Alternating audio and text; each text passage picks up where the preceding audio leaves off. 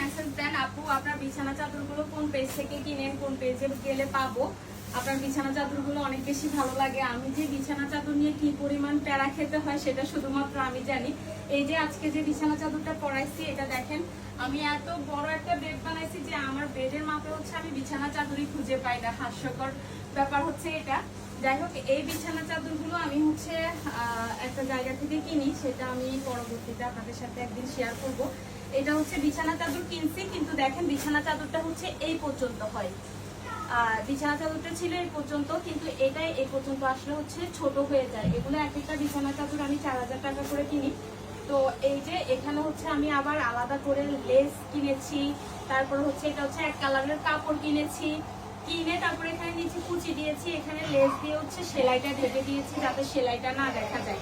তো এই বিছানা চাদরের পিছনে আমার অনেক প্রসেসিং আছে, অনেক কষ্ট করে বিছানা চাদরগুলো বানাতে হয়। এটা কিন্তু পুরাটা ঘুরে ঘুরে একটু দেখা হয়, দিকে আসো। এই যে এটা কিন্তু পুরা বিছানা চাদরের কাছার মধ্যে কিন্তু এই যে লেস দিয়ে সুন্দর করে ডিজাইন করে দেওয়া আছে। আর এই বিছানা চাদরগুলো হচ্ছে আমি কিনি ঠিকই, কিন্তু অনেক প্রসেসিং করে অনেক ডিজাইন করে সেলাই করার পর এত সুন্দর হয়। তো যাই হোক, আমি নেক্সট আপনাদেরকে বলবো কোথেকে কিনি বা কোন পেজ থেকে কিনি। এই হলো আমার বিছানা চাদর বানানোর রহস্য। টাটা।